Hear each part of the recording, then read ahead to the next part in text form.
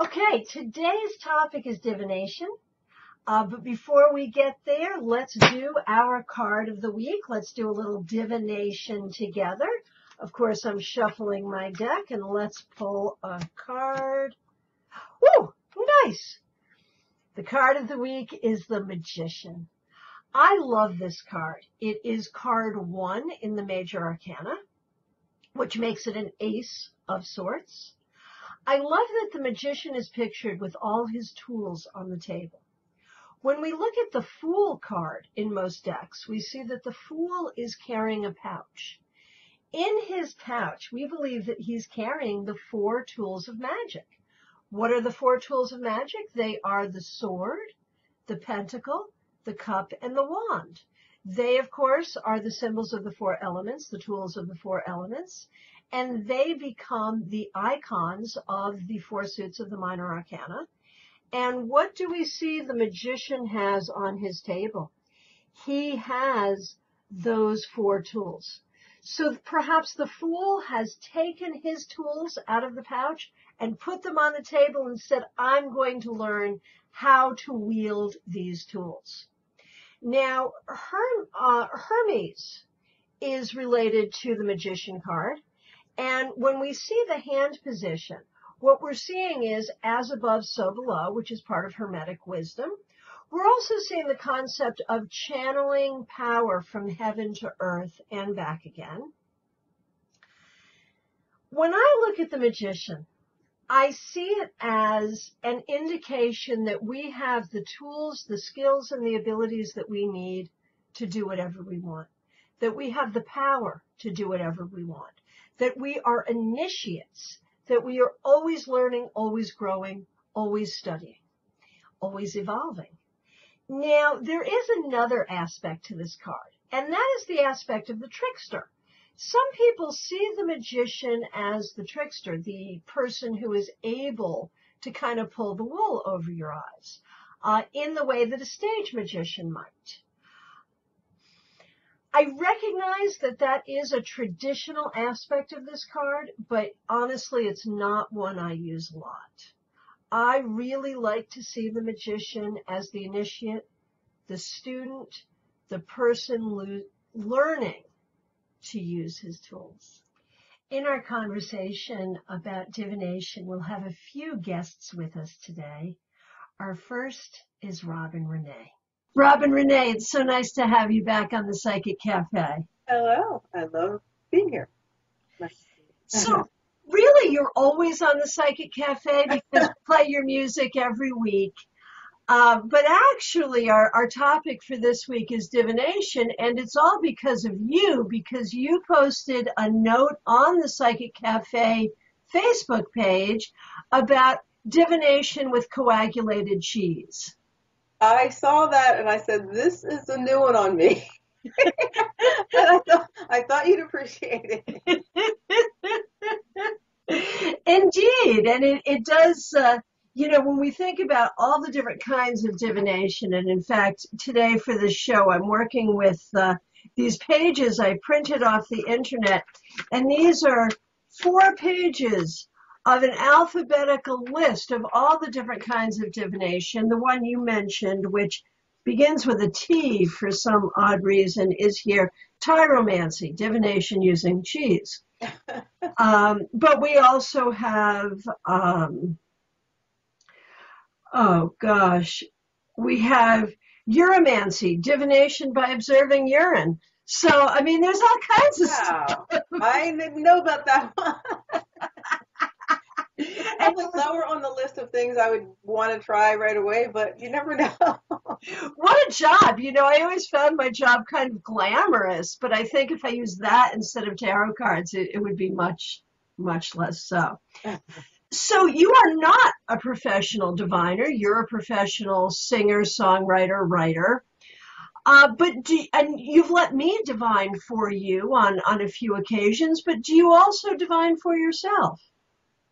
I do. And I say that in a qualified way because I don't often sit down and do official readings, but I feel like I pay attention to the energies and to what I hear and what I sense. and I try to just be aware of that. And I do sometimes use tarot as a way of, like getting what's the thought of the day kind of thing. Like I'll pick a card in the beginning of the day and get a sense of what can I learn this day or that sort of thing. So that I do it in those terms most of the time. Perfect. And, I think you make a hugely important point that there is always information around us, be it in what we see in the clouds or the animals we see around us or the feelings we get or, all kinds of things. And as you say so succinctly, if we can just pay attention, in a way, we are always divining and that we are always receiving information from the universe. And that's brilliant. And it doesn't take a professional psychic. All it takes is a tuned in person like yourself. Now, you do have some divination stories to share today, yes? I do. A couple, they come from sort of like my adolescence. I had a couple sort of interesting experiences or long term. I mean, we did a lot of these sorts of things, but one of them, with a friend of mine, I had a lot of vinyl albums at the time. And, of course, actually all of this involves music in one way or another, which is interesting. But anyway, at some point we decided that we could get messages by just deciding, just saying in your mind, like, okay, which record and which song on the record, and it would be a message. So I would say, okay, today we want to know, it'll be the 7th album, the 9th song. And we'd be like, okay. And we'd count them and take it out and look at the song and see what it would be telling us. I love that. I didn't have a term for it at the time, but I guess I called it recordomancy when I wrote to you. Just because that would make sense, kind of. So one of the times we decided to do this, it was the one that stands out for me the most. I said, I don't remember what it was, but, this album, this song. And we counted down and found the song. And it was I'm in Touch with Your World by the Cars. And we were just like, whoa, woo. So we were spooky and it was fun. So that was one story. I love that. And, the modern version of this, of course, is if you have an MP3 player that shuffles, you can just hit the shuffle button and see what you get. And there it is.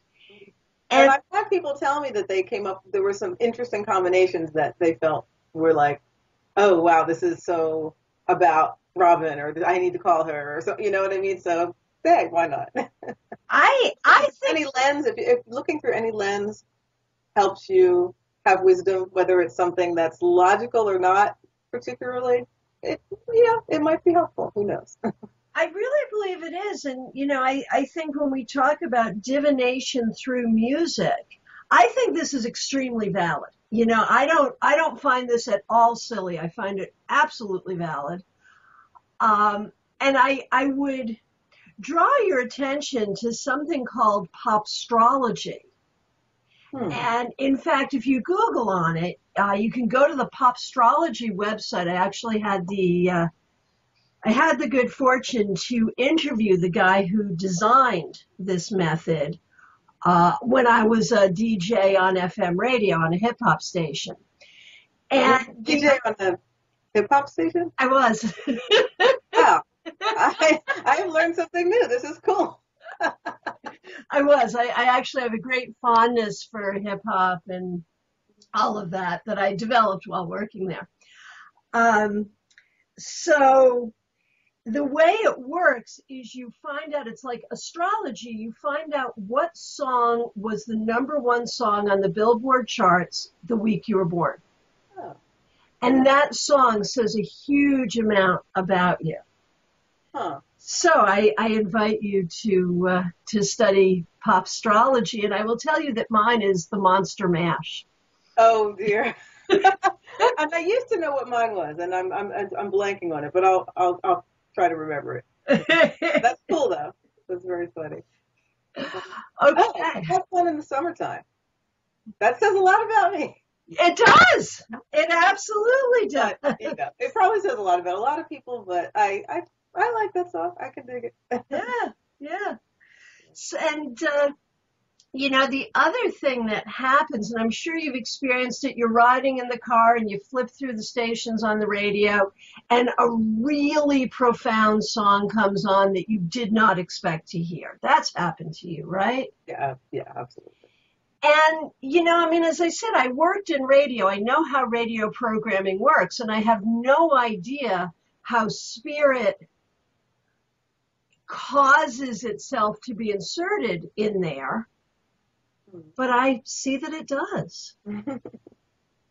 Another mystery of the world. I do have another divination story from back in the day. So somewhere along the way, I got a Ouija board when I was in high school, and I thought it was really cool. My friends and I would always do it, and whatever, get some ideas or some messages, whatever. And so apparently, at some point, my parents found it and completely freaked out. They thought evil spirits are going to come through it. It's like this horrible thing. You can't have this. And they were like really very angry, So they took it away. And exactly because of that, I said, I will always have a Ouija board.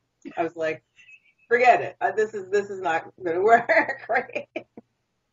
So I didn't know what to do. So I decided, I found an old little chalkboard that was like from really when I was a little kid, and it had probably a picture of like a cat and a dog or whatever, just weird stuff like that. And so I took it and we took pencil and actually wrote out Ouija, yes, no, A, B, C, whatever. And we wrote the whole thing, goodbye, on the bottom. And I said, okay, well, we still need an indicator. Well, I had the 45 of Cruel to Be Kind. And I love that song. Wasn't crazy about the flip side. So we decided to use the flip side of the 45 as to scrape along the board. And so we used the record as the indicator. And it worked. It worked very well. It was fun. So was it because a 45 had a big hole in the middle? Was it exactly? So that would be where the letter would go. So how old were you at this point? Oh, I would say we were in either junior high school or early high school. Actually, wait, it would have been my freshman year in high school, now that I remember. Yeah. That is so brilliant. I wonder, because I think a lot of us had sort of earlier childhood experiences in divination. I remember being, a little bit older than that, and my friend who could drive, I could not drive, my friend who could drive and I would go to nightclubs. We, back then the drinking age was 18, we were 16, it was okay. We would go to nightclubs, and there were these certain guys that would be at the nightclubs that we had crushes on. And on the way there, she'd be like, do you feel they're going to be there? And focus in and try to, feel whether we would actually see these men who had no interest in us whatsoever. But, to if we could feel it, so we always, I think people by our very nature, we divine. And if someone takes away your divination tool, as your parents did. Yes. Well, it's not going to work. You're going to create one. Right. And obviously people throughout different cultures and throughout history have created all kinds of methods. And actually, while I have you, we are going to go to the Popstrology website. Okay. And we are going to find out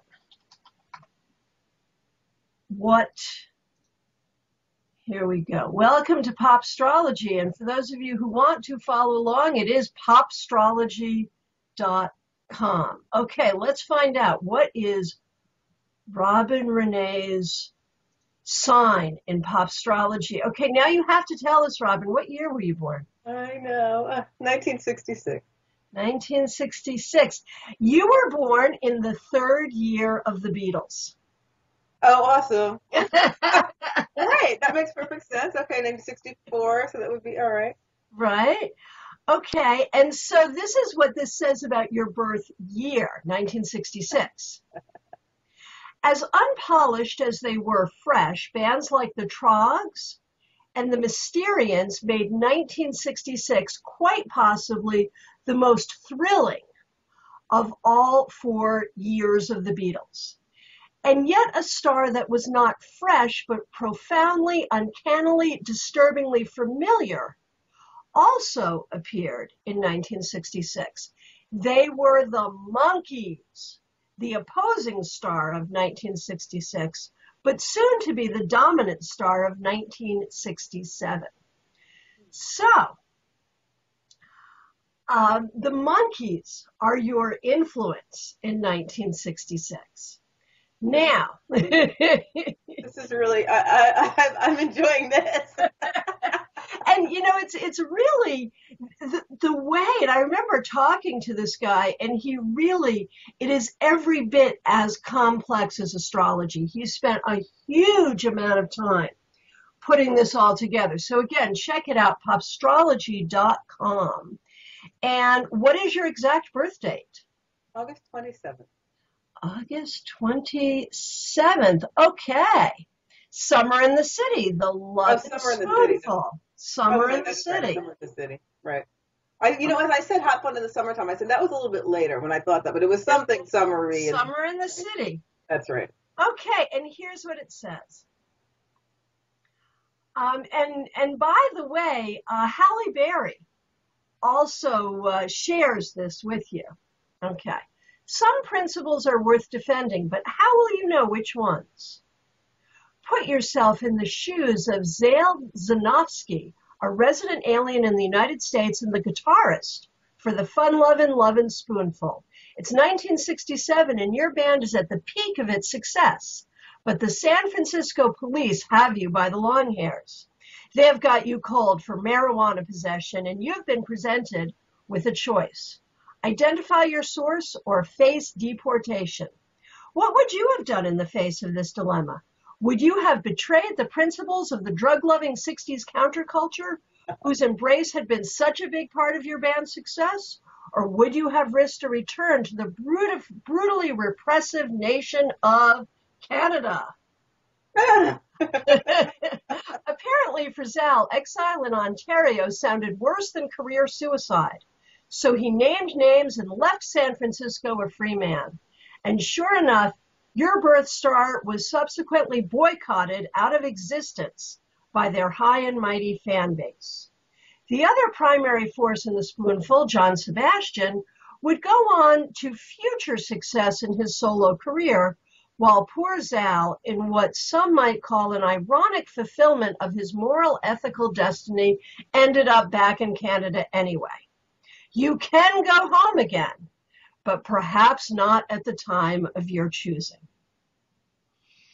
Okay. So, that's a lot to contemplate. I know, I'm not really sure where to go with that.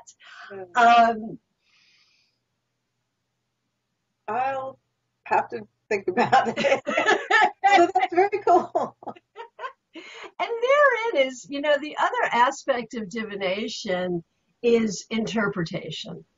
That, we can look to so many tools, some complex, some as strange as the coagulation of cheese. But it's all in the interpretation at the end of the day, isn't it? Exactly. And I think it really does matter with what resonates with you. Like, I don't have a particular personal belief that, like, well, one form of divination is absolutely the one to go with, or whatever, or any, if someone's not interested in it, that's fine too. But, I like to listen to the inner voice, and other people would say, well, you need to have somebody's ring to know something about them, or you need to read through another way, or I know a lot of people that do numerology. I did numerology for a short time, actually, after college, and I found that interesting. It was cool and useful for that time. So, yeah, absolutely. Well, Robin, Renee, I want to thank you so much for sharing in our exploration of divination. Sure. And we'll look forward to seeing you here again on the Psychic Cafe. Absolutely. Thank you. In our conversation with Robin Renee, we really became aware that there are so many different kinds of divination. Obviously, as with pop astrology, people invent kinds of divination all the time. Many people say that Moses is the first recorded diviner. He was a dowser. And when we look at different kinds of divination, they really do fall into different categories.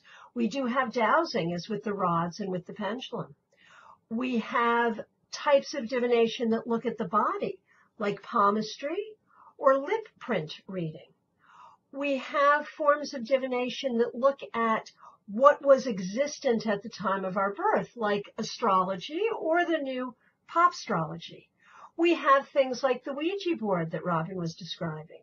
We have numerology. We also have what I like to call random token divination.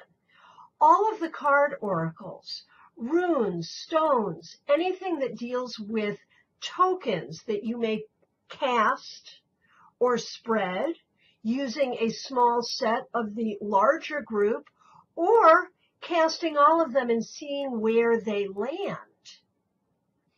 That's all random token divination. And we're about to have a guest now who specializes in a number of aspects of random token divination. So let's talk now to Mary Ellen Collins. Mary Ellen Collins, I want to welcome you to Christiana's Psychic Cafe.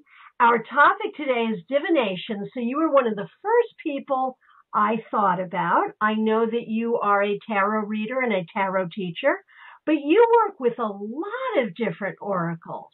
I have a couple of questions to ask you about divination in general, and then I want to hear about some of your oracles. Is that all right? Sounds good. Let's go. Okay, so tell me first, how would you define divination? What is divination to you? Well, to me, divination is connecting with our higher selves. And essentially, I think that is the higher self of me if I'm doing a reading, and or you if you're receiving the reading. I know that probably a lot of people are familiar with the Oracle of Delphi and the whole idea that when you went there to see the Oracle, it was not like going to a tarot shop today or something. It was an intense experience, and I think you had to travel through a certain, it wasn't like just going to a shop. It was, going to a gateway into another world. And over that gateway were the words, know thyself. So I think that's what we're really seeking to do when we do readings. And a lot of our thought process is cluttered by everyday living. Whenever we're working on divination, we sort of clear the air and make a sacred space so that we can receive information that's hopefully useful for us in our daily lives and that can help us move along on our life path and realize our life purpose. Beautiful. Now, what was your very first experience with divination in your life? For me, when I was younger, I used to have dreams of precognition. I would dream about things that would, be very clear, different than a normal dream. And then they would actually happen, which would be kind of freaky. But it let me know that there was something out there that, to which I could connect. And of course, eventually I found tools like the tarot. My first tarot deck I bought in 1972, and it sat on the shelf for many a year because I was totally mystified by it. But I think that's ironic now when I think about how I can never seem to stop learning enough about tarot. It's an amazing and wonderful tool. But I kind of branched out, and I'm of the school of thought that essentially you can use anything for divining. You can use toothpicks, like a friend of mine says, or, you can pick up a Bible and thumb through it, because what you've done is you've opened yourself up to hear maybe a message coming through from the higher self to who you are today. Well, it's interesting that you mentioned that because what gave me the idea for this show was one of our regulars on the show sent me a message asking me if I've ever heard of divination with coagulated cheese. And that's, it actually is a thing. I'm looking up its name right now. It is called tyromancy, divination with coagulated cheese. So if you can read cheese, you can read anything. Um, so one of the things I've always enjoyed about you, and you and I have had the opportunity to work together and to teach together over the past few years, you are a wonderful tarot reader, but you work with some really interesting oracles as well. Not that tarot's not interesting, but let's say you do some more unique sorts of things. Can you tell us about those oracles? Well, a couple of the oracles that I use aside from tarot are a crystal oracle, which is comprised of, essentially mine is tumbled crystals that I keep in a small bag. And to me, each of the crystals has a meaning. And I think probably a lot of people who study metaphysics will acknowledge that the energies of crystals and their different ways that we can use them to heal and to, I would say, let's say, change the energy of what's going on in our day-to-day life. There's a sort of a body of knowledge where a lot of people might agree that, say, rose quartz represents the high vibration of unconditional love, or malachite might be something about being able to transform or change. And of course, each crystal, each person has their own crystal, their own relationship with it. So aside from, maybe the general meaning that I might have for malachite, to me, that's kind of my Johnny Depp of stones, because when it comes up in a reading, it means you're a little bit edgy. You're willing to just move past the current energy that you're in. So that came about because someone taught me the basic crystal divination method, just using rocks and things, something you could find in a riverbed or, a jar of rocks you collect when you're a kid, that sort of thing. And I put the two pieces together, and I found that crystals were starting to teach me about themselves. Because ultimately, just like with tarot, the best way to understand the meaning behind any divinatory tool is to experience it yourself and understand what it means for you every time you get this stone or this crystal or this card. Exactly. I love that, the Johnny Depp of stones. That is hilarious.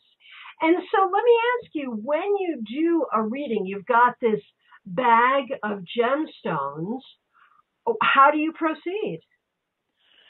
Well, essentially, I have a clear little space. I like for the person who's receiving the reading to hold the gemstones in their hand and pretend, if they could, that they could insert all of their energy into those stones. And then they toss them out.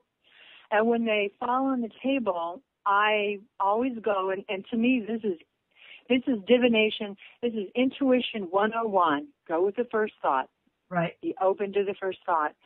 And so whatever pops into my head first, I look for a picture. I look for a pattern. Does it look like an umbrella? Are they maybe protecting themselves from something? Does it look like a kite? Maybe it's time for some fun. Whatever pops into my head first, it sets the scenario. It kind of sets the energy. So let's say it was a kite, and where the stones fall along that, the stones at the bottom might be more of a foundation piece. I also tend to read in a classic where what falls to the left is recent past, what falls to the right is near future. Anybody who lays a tarot spread will know that that's the heart of the Celtic cross. What's below is perhaps what supports you or subconscious. what's above is conscious or what crowns you, that sort of thing. And so I also pay attention to where the stones fall in that pattern. And wherever they go, if my Johnny Depp fell at the very, very top, I'd say, okay, your higher self is telling you to take a few risks. And, oh, by the way, this fell in the pattern of a kite. Go be a kid. Go have fun. That's great. I love that. Now, I was lucky enough a few years ago to take a toy oracle class with you. Can you tell us about the toy oracle? Well, the toy oracle was a brainchild of a friend of mine up in New York that I met at Reader's Studio, Claudia. And she essentially said, let's all gather all the bits and pieces in our drawers, like little bits of toys and broken keys and a piece of jewelry, doesn't go in with anything right now. And we will decide for ourselves in our oracle that we collect what that means. And again, that goes back to what I was saying earlier. Only you can really decide what anything means, whether it's the King of Pentacles or the, malachite in the crystal oracle, or if it's a little purse that I have in my toy oracle. And we had a lot of fun with it because we traded the bits and pieces among ourselves. So you gathered some goodies in your own home, but then you traded it off and you cross-pollinated. So you had, I'd have a button from Australia and a little rubber-looking stamp thing from England, and really cool little bits and pieces from all over the world. But at my oracle began, what really I liked the best were the little metal bits. So my oracle it has a name. It's named the Heavy Metal. I love that. It was really cool. A friend of mine over in Germany that was part of the circle of people that played with the toy oracles initially, she found a little small piece that was just the right size that says Happy Metal on it. She knew I had that name for the oracle. It's close, not quite, but it has its place in the oracle. But then once I gathered those bits and pieces, and for me it was important to predetermine what the things were, but it doesn't matter. You can just wait until the pieces fall, and you can decide, oh, that little snake represents change and I need to have grounded energy or what have you. But I would toss bits and pieces. And again, I tend to look at left, what comes to the left is recent past, what goes to the right is near future, and so on and so forth. I'll mention, too, by the way, whether it's the crystal oracle or the toy oracle, either one, that I do like to kind of put them on a separate little throwing cloth that I can turn around, because sometimes I don't see the picture right away. I like to twist it around a bit and the picture pops into place. And also then it's easier for me to do the divination, but also turn it around so that my sitter can see that as well. Right. Now, one of the things I think is very interesting in doing this is you're really blending two ancient styles of divination here. One is the seeing of shapes, which is a part of scrying. It's how we do tea leaf reading or coffee ground reading, or even when we lie and look at the clouds and see shapes in the clouds. So that's one aspect of this. And then the other is random token divination, where the tokens, be they crystals or the toys or whatever, the tokens that fall in different places actually are interpreted to mean different things. So this is really a marriage of two different divination styles, and it does give it a dimension that tarot or card divination doesn't really have. Well, and the other thing I think that's a little more user-friendly about it is that you don't have to you need to spend a little time, I think, just to learn tarot. I can teach you to read a card in one evening, looking at the picture and what does it mean. If you want to kind of start collecting your own oracle, whether it's toys or crystals or what have you, there's no rule that says every time a clown face shows up, it has to mean happy, you know. Right. It could mean scary to you, or it can mean happy one day and scary the next. Right. But it's just it's accessible to people. You can collect this. You can collect an oracle like that in your own junk drawer. And we all have junk drawers. My goodness. When we did the toy oracle class, it was really interesting. We asked people just to gather up, you know, whatever, as you say, toys, jewelry. I remember I had some things from dollhouses that I brought in. And it was so interesting to see these piles of junk, you know, precious little things, the precious things that you don't throw out but don't know what to do with, so they accumulate in the kitchen drawer. To see these things sort of turn into oracles, and it was, you know, just a fabulous experience. One other question I had for you. We've all been aware of the sort of renaissance of Lenormand, but one thing I remember about you is you're actually the first person I knew that read Lenormand. And is that something that you are doing now? I'd just love to have you comment on Lenormand, what it is. Are you doing it now? How do you see it comparing with tarot? Just talk to us about Lenormand. Okay, well, I haven't progressed very far beyond the initial, you know, getting interested in it. It is different from tarot. It's very literal.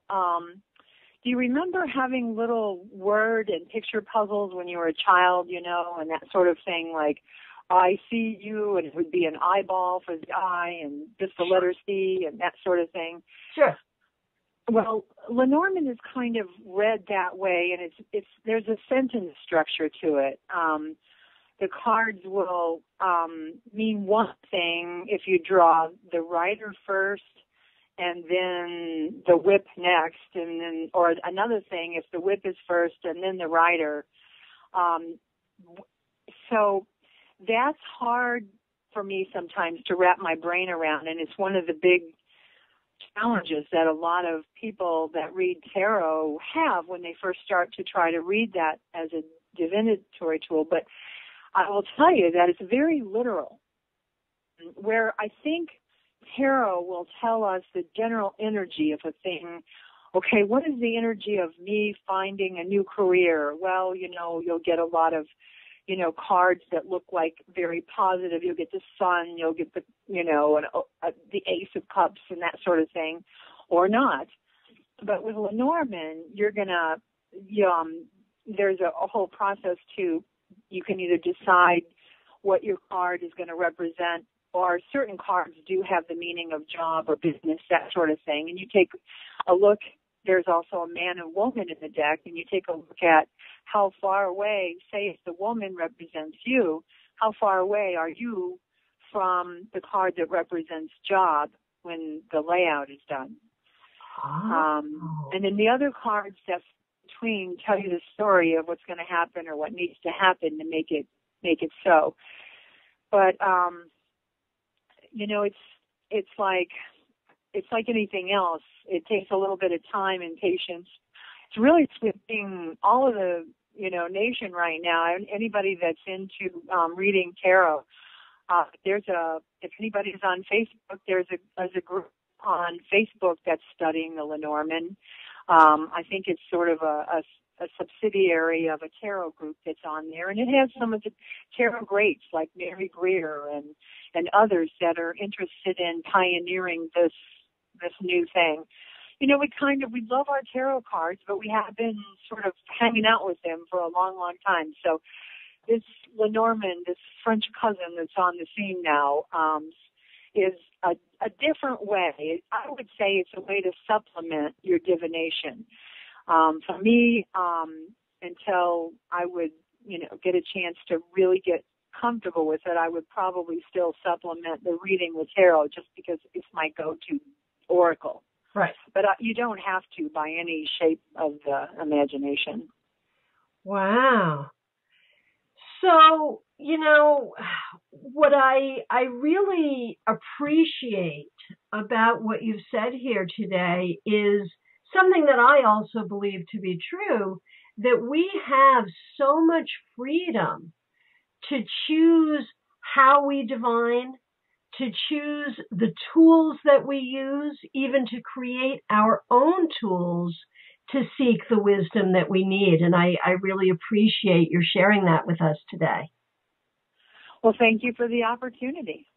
Mary Ellen Collins, I know that you are available for readings and classes. How can people get in touch with you? Well, my email address is marycollins0128@comcast.net. I'm not going to give you my website because it's atrociously out of repair at the moment. So it's not, there's not even anything current on there. So thanks for reminding me. I need to get up and running with that. But if you need to know anything or would like a reading or would like to play with the tarot, the toy oracle or anything like that, just shoot me an email. Terrific. Thank you so much for taking this time with us today on the Psychic Cafe. Well, thank you.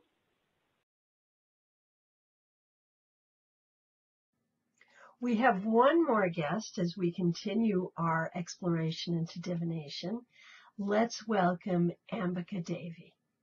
Ambika Devi, welcome back to Christiana's Psychic Cafe. Thank you so much, Christiana. It is so wonderful to be here with you again. Well, it is great to have you here, and you have some really exciting news that we're going to be sharing in just a few moments about a brand new book that you've just written. But before we get to that, our topic today is divination, and so I wanted to chat with you about that. So, first question, would you, in your own words, define divination?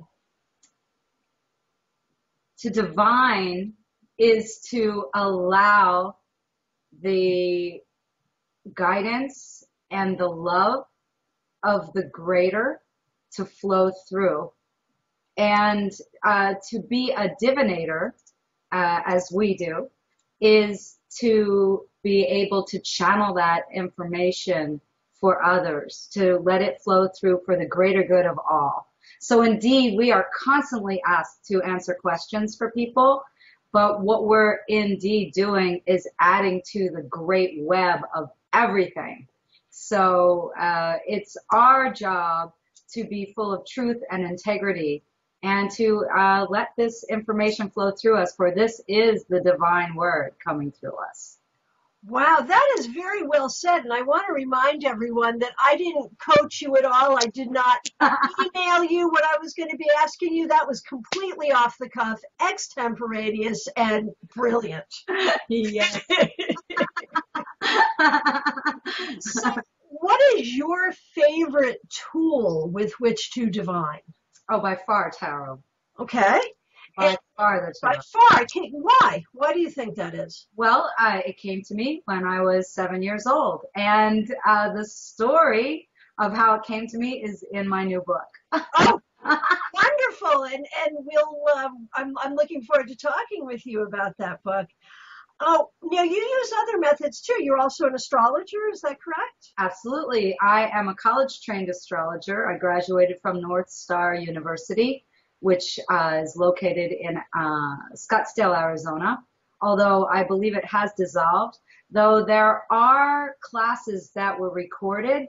I don't know if they're available, but they were recorded when I went to school there, and for the intention that people would learn from them. I'm still in contact with some of my professors. Some have passed on, and some of my colleagues have passed on, but many, there was only a very small group of us that graduated. We started with over 30, and 5 graduated from my class. So that shows you the dedication and intensity that it takes to study to get to the level that I reached. And I am in contact with some of my colleagues, and of course Professor, who is still around. They're active. My professor is an active astrologer and a screenplay writer, and prolific author. and scary prolific. I mean, just so many books. And my colleague from school is a psychologist and uses astrology and divination in her work as a psychologist.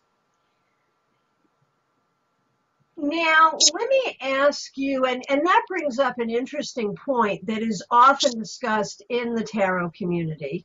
When we talk about more and more psychology, tarot, astrology are really finding a place together where therapists are using tools like astrology and tarot, and tarotists and astrologers are taking less of a fortune teller role and more of a counseling or a coaching role.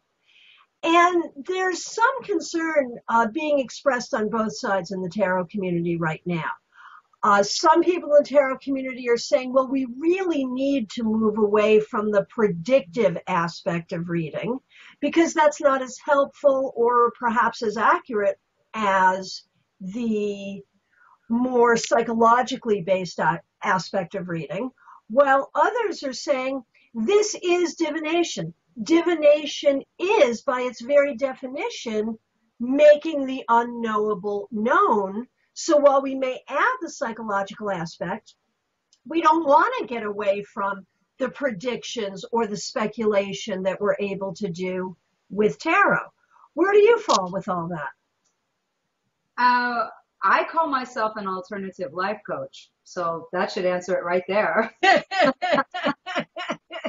I mean, all of my subtitles are astrology, tarot, pendulum, but I call myself an alternative life coach because I've spent, as an astrologer, I spent time working with big corporations, IBM and JW Marriott. So, you know, I was advising them. I advised the sales team for IBM. I worked with the JW Marriott through their spa and, of course, seeing clients that were guests at the resort. But I also worked with the sales team and to guide them with advertising ideas. A lot of them would come to me with personal things because they had access to me. And I worked for that company for 6 years at one location in Scottsdale. So, but you really haven't answered the question, which is the predictive aspect. Predictive versus what's a counseling aspect. Right. I find, as you know, when we do a full spread, we have some past, some present, and some future. So I am able to answer future questions and often see things. If somebody says, I want to do this, do you think it's a good idea? I can definitely respond to that. So I am both predictive, but very much counseling in the now. Right. And so in your mind, those things go together and they're both appropriate aspects of divination. I believe so, yes. You and I are in complete agreement on that. There you go. Okay. So tell us about the new book. Well, the new book is entitled Lilith. And when I was in astrology school, I was challenged to write a book that would have astrology embedded in it, but would not end up on the astrological shelf or the divination shelf or even the New Age section of a bookstore. And I worked on it for 3 years on my own. And it was very much a numerology book at that point. And then I sought out a group of people that were writers that could either write a book for you or coach you on a book or figure out things for you that were part of a publishing company called Inkwell Productions. And I wanted to join their group, and it dissolved right when I found them.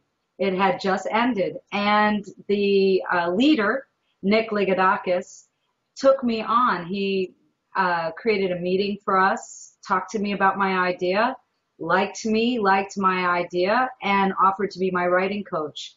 And then we subsequently worked for 10 years together. Wow. On this book. And it began, he he had me writing essays and different things. And during that time, I was writing for newspapers and magazines. So I was very much into the short article writing. He said from the start he believed my first book should be a novel. I was completely overwhelmed and confused. How the heck am I supposed to do that? I'm an article writer. I write advertorials. This doesn't make any sense. So he kind of coached me and weaned me off of the articles in exercises, and we would get together every week. One of the great perks was he is an amazing chef, and he was opening a new restaurant. So I would go meet with him at his restaurant and hang out while he would read what I brought for my assignment for that week. And then I would have lunch. So it was great. He's Greek. And so it was, Greek food. And hey, yay. So each chapter was based on a number. And we would jump around. We weren't going sequentially from, 1 through 12, which are the astrological houses, but I had thrown in a couple other numbers. So I was writing about the chapter 8, and you can think about tarot and the number 8 and the 8 cards, and also in astrology, the 8th house, which is Pluto and Scorpio and all kinds of, interesting stuff. And somehow that week I had started to write this urban myth, I was calling it, and I named it Lilith right off the bat. And it was very much about me, but a projection and fiction. And so I showed up with, 10 or 15 pages, and Nick read it, and I was laying on his sofa in the office like I always did, and he backed away from his desk, and I knew the sound because we had been doing this for over a year by that point, or maybe even longer. And I sat up and I said, "What?" Because it was a sound I wasn't familiar with. And he pulled his glasses up and he slapped the paper and he said, "This is it. This is the book. This is what you need to be writing. Go home and put all the other stuff away and write this." So that's how Lilith was born. And I got into it. I started writing this story, and he coached me through it. And amazingly, a lot of the things that I thought were articles or essays that I was writing during all that time he was coaching me ended up in this book, including another story that was based on a myth. So it's very interesting, the twining of myth in this book. So it's a novel. It is a novel. And where is it set? It is set in South Philadelphia. In South Philadelphia. In what time period? It time jumps. That's another very interesting thing about it is I, in my own mystical little way, I'm proving that there's no such thing as time. It takes place in Philadelphia. There are most of it is in South Philadelphia.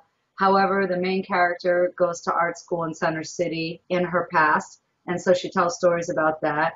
She talks about her life in other areas of Pennsylvania. I grew up in Pennsylvania, so, I drew from my own life. The 3 main myths that are involved in the story were sprung from my master's thesis, which is about the connection of the divine feminine with the divine masculine and creation. So the divine feminine draws from the myth of Lilith, which is a Sumerian myth. The divine masculine draws from the Fisher King myth, which is where the King Arthur stories came from. That plays a smaller part as an outside story. And then the myth of creation is inspired by my trip to Peru and the way the Inca tell the story. There's humor. There's a good deal of humor in the story, especially with creation. And there's a lot of color, and it gets a little psychedelic in some places. But everything takes place in the course of one day. So the character of Lilith meets the male lead in a cheese store, and they meet and they go for a walk and they end up at a cafe in the afternoon, and then they end up in the evening together. So the whole story takes place in one day, but there's a lot of talking about childhood and flashing back. And there's also a couple of nature spirits. So there's a parallel universe going on. And in that part of the story, the main character Lilith is in another time frame. And these are her guardian spirits. So that part of the story begins with she alone on her island, which if you know the myth of Lilith, this is what happened to Lilith. Lilith left the garden and went off on her own, and she took the tree of knowledge with her. So, and then she made a rocking chair out of it in some of the stories. So my character indeed is on an island with a giant tree and sitting in a big rocking chair. Awesome. Yeah, and she's holding the book of knowledge on her lap when you first meet her in that part of the story. Now, the book is not yet available, but will soon be. Is that right? The book is in pre-sale right now. This is the way my publisher, Inkwell Productions, works. A manuscript gets to a certain point, which is completion, and then the book goes into pre-order. So it is available in pre-order right now and is selling. It is very swiftly moving into typesetting. It will only be a matter of a couple weeks to get through typesetting and full printing. But it is in that birthing stage, but is available for purchase. And all the purchases that happen now help it to move even more quickly through this typesetting and production stage. But how can people do that? They go to the Inkwell Productions website and then go to the pre-order tab and pull that down, go to the pre-order page, look at Lilith. You'll see my face because the book actually doesn't even have its official cover yet. So we're just using my author picture and the word Lilith by Ambika Devi on it.